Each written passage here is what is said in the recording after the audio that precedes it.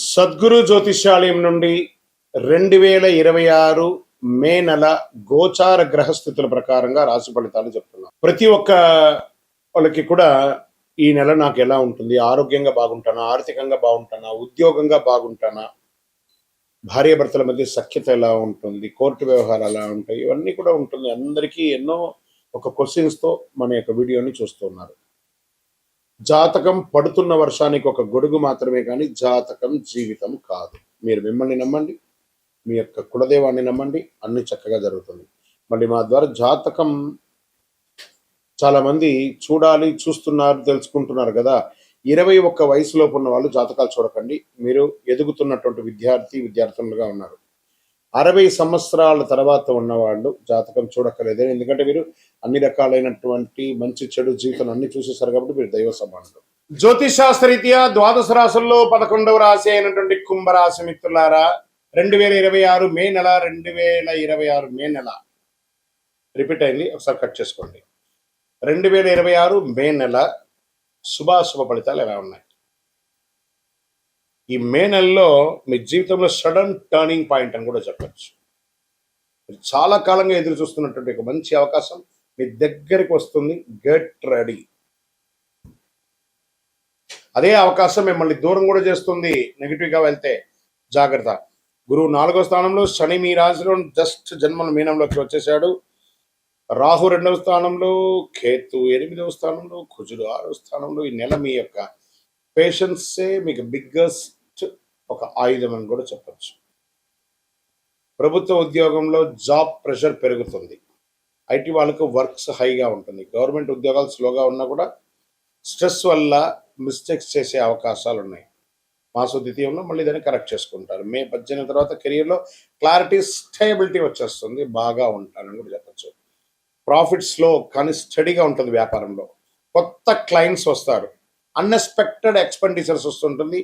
జాగ్రత్తగా పడండి. చాలా అద్భుతంగా ఉంటుంది. మీ పేషెన్స్ వల్లే మీ బిజినెస్ స్లోగా గ్రోత్ అవుతుంది. మల్టిపుల్ ప్లేస్కి మీరు మూవ్ అయ్యే అవకాశాలు జూలై తర్వాత చాలా ఉన్నాయి. ఇప్పటి నుంచి ప్లాన్ చేసుకొని ప్రణాళిక వేసుకోండి. షేర్ మార్కెట్ రిస్క్ పీరియడ్ ఉంటుంది. షార్ట్ టైంలో, లాంగ్ టైంలో ఇన్వెస్ట్ చేస్తూ ఉండొచ్చు, ఏం కాదు. సడన్ గ్రోత్, సడన్ లాస్ రెండు వచ్చే అవకాశాలు ఉన్నాయి. సేఫ్ ఇన్వెస్ట్మెంట్ బెస్ట్ అని చెప్పచ్చు. షార్ట్ టర్మ్ ట్రేడింగ్ 100% అవాయిడ్ చేయండి.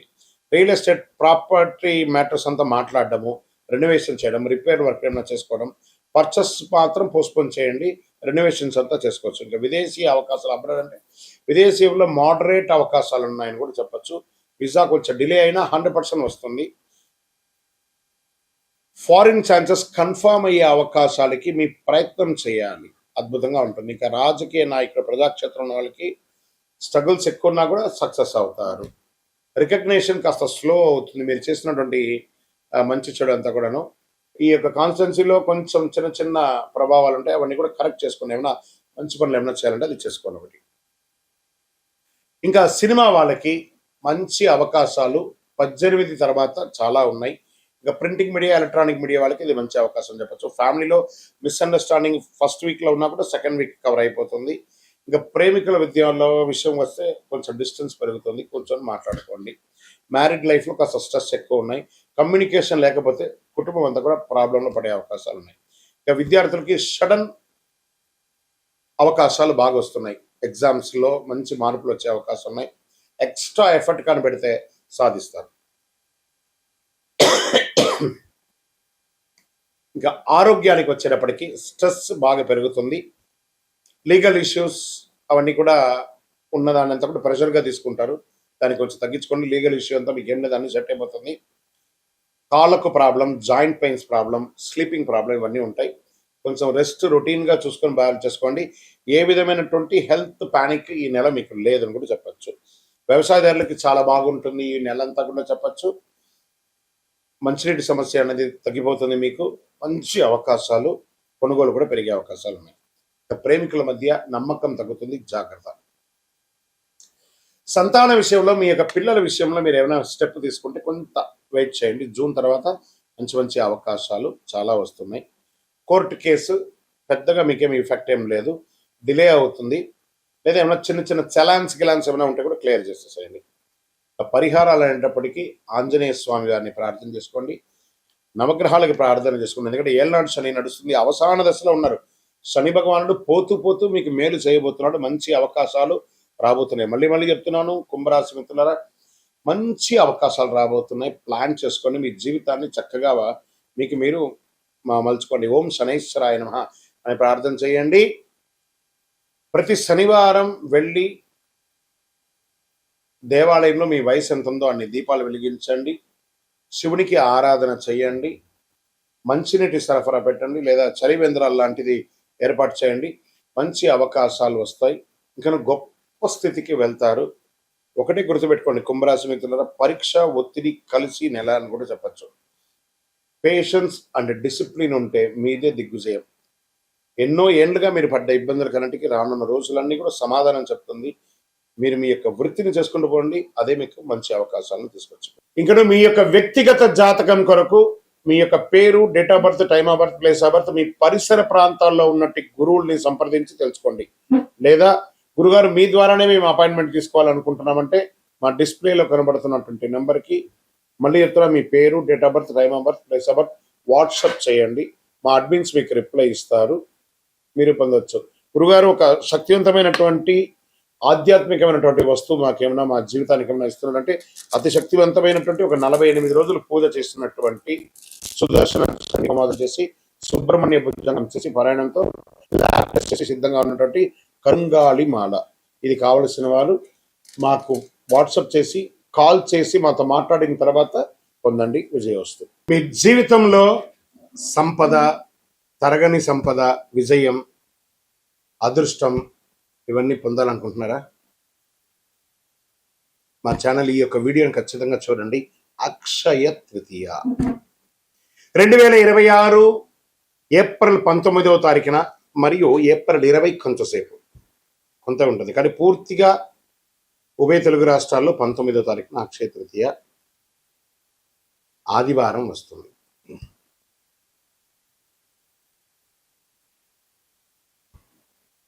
ఈరోజు చేసే పుణ్యాలు కానీ, దాన ధర్మాలు కానీ, కొనుగోలు కానీ అన్నీ ఎప్పటికీ తరగని కూడా చెప్తూ ఉంటారు.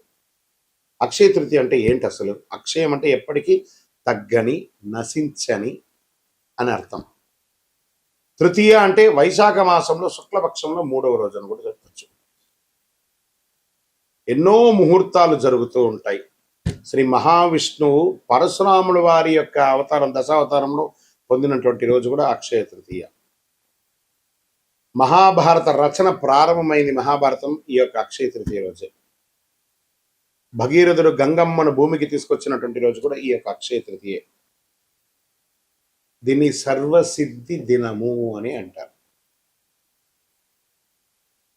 ఈరోజు ఏ పని ఎక్కువ చేస్తే చాలా మంచి ఫలితాలు వస్తుందంటే, పరోపకారార్థే ఇదం శరీరం. ఇతరులకు సహాయం చేస్తే అది 1000 రెట్లుగా తిరిగి వస్తుంది. ఈరోజు కల్లుప్పు ఉంటుంది చూసారా, కల్లుప్పు, దొడ్డుప్పు, దాన్ని కొంటే ఐశ్వర్యం పెరుగుతుంది అంటారు. రాక్ సాల్ట్ అది కొనండి.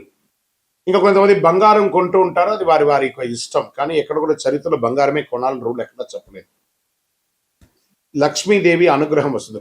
బంగారం కొనడం గైనే కదా, ప్రాపర్టీ పెరుగుతుంది.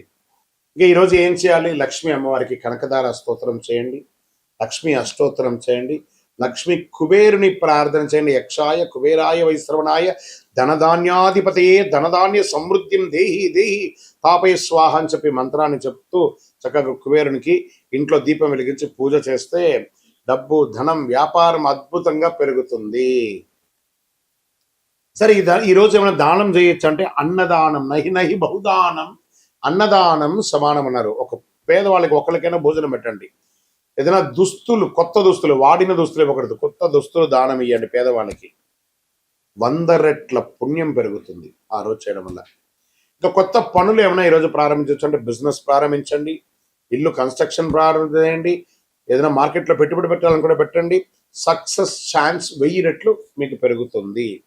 సరే, ఎలా పూజ చేసుకుంటే బాగుంటుంది? ఈ యొక్క అక్షయ తృతీయ రోజు ఉదయం లేచి చక్కగా తైలాభ్యంగన స్నానం చేయడం, గడపంతా కూడా కడిగి చక్కగా బొట్లు పెట్టడం, ముగ్గులు పెట్టడం, మగవాళ్ళు, స్త్రీ పురుషులు ఎవరైనా కూడా కలిసికట్టుగా ఈ పనులని కూడా ఆడవాళ్ళు ఒక పని, మగవాళ్ళు ఒక పని చేసుకొని పెట్టడం, మంచి తీపి వంటలు తయారు చేసుకోవడం, దేవుడి ఇంట్లో చక్కగా పాత పూలన్నీ తీసి విగ్రహాలు ఉంటే కడిగేసి చక్కగా బొట్టు పెట్టేసుకోవడం, దీపం వెలిగించి పువ్వు పెట్టడం, మంచి ఎర్రని పుష్పాలు, తెల్లని పుష్పాలు అన్ని కూడా తీసుకొచ్చి ప్రార్థన చేయడం, శ్రీ మహాలక్ష్మి నమః కుబేరాయ నమః అని చెప్పుకుంటూ ప్రార్థన చేయడం. చివరిగా కొద్దిగా నైవేద్యం బెల్లంతో కానీ దాంతో పాయసం ఒకటి చేసి అమ్మవారికి స్వామివారికి ఎక్కించేసి కొంతమందికి తెలిసిన వాళ్ళకి ఇవ్వండి. నైవేద్యం పెట్టడం అనేది చాలా ముఖ్యం. మరి ఈరోజు చేసేవన్నీ చెప్పుకున్నాం కదా, చేయకుండా ఏమైనా ఉన్నాయా?